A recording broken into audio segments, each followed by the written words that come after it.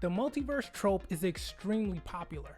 When I think about it, it does feel as if every other sci-fi movie and TV show nowadays has a multiverse concept. Although there are many multiverse concepts explored in science fiction, there are three main types of multiverses used in popular media. But why is this the case, and could this be a sign of a larger problem in Hollywood? The concept of the multiverse is the idea that an infinite number of universes coexist alongside our own universe, with each universe potentially having its own laws of physics. There are brain multiverses, cyclic multiverses, and landscape multiverses. However, the most referenced are the level 1, 2, and 3 multiverses. These three types are often referred to as the parallel universes, the bubble universe, and the many worlds interpretations. An example of the parallel universe would be the show The Flash. Hello? And the movie Spider-Man Into the Spider-Verse. In The Flash, characters encounter alternate versions of themselves and explore different Earths with their own versions of history and heroes. Equally, Into the Spider-Verse brings together various versions of Spider-Man from parallel universes. The idea of the parallel universes is that multiple distinct realities run parallel to ours, where different choices and events lead to unique outcomes. Similar, yet slightly different, is many worlds interpretation. The many worlds interpretation suggests that every significant event creates multiple branches of reality. This proposes that every conceivable outcome plays out in a separate coexisting universe. The movie Source Code explores this idea as a soldier repeatedly enters alternate realities to prevent a terrorist attack. Also, Apple TV Plus's new show Dark Matter is about a physicist who is abducted into an alternate version of his life and follow his attempts to return to his reality. Who are you? I live here with you. Charlie! Daniel? Have you done something to them? You don't know who you're talking about. Now, the show Rick and Morty and the movie Interstellar both explore the idea of bubble universes.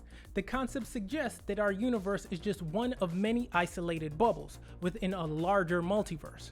The infinite possibilities of multiverses allow studios the ability to reheat the same multiverse meal with a new sauce for a twist. Marvel leans on this trope a lot more than any other production.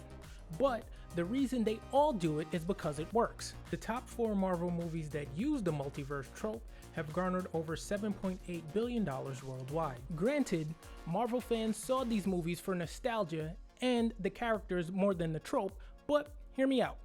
We have to zoom out and take a look at the broader media economy for a second. Since COVID, people are more likely than ever to prefer watching movies at home, and streaming services don't pay great residuals, if any at all. We saw this with the strikes, and just about every year, the monthly streaming service prices go up. Also, advertisers are slowly realizing they get a better return working with content creators. Some of the most popular YouTubers and streamers have more on-demand views and concurrent live viewers than all of these billion-dollar corporations. These companies' income is drying up from the front and back end while simultaneously increasing their overhead because the writers and actors are demanding more. In the current economy, a flop could end a career and bankrupt a company. So, as an exec with a 5-figure mortgage, kids in school, and other bills, a lifetime you'd want to maintain, if you were in their shoes, it makes sense to play it safe and create what you know works.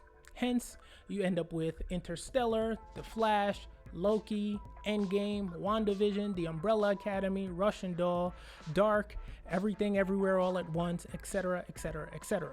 For now, they work. That is, until grifters misuse the trope and saturate the market with low-effort narratives. These low-effort narratives lessen the stakes. Typically, when a character dies, it's often emotional and consequential. Remember the first time you saw Mufasa die? Dad? Dad, come on. You gotta get up. Or what about the death of Artax in the Neverending Story? Artax, please. You're letting the sadness of the swamps get to you. You have to try. Ugh, my poor little heart couldn't take it. I felt so sad for Atreyu. I get chills just thinking about it. I even feel a little water building up in my eyelids. These moments live on with us long after the movie ends. And for the story, They develop characters and influence plot arcs because the stakes are high when death is permanent. So in a sense, the reason for the success of the multiverse is also its biggest issue. Marvel especially should be careful. They wouldn't want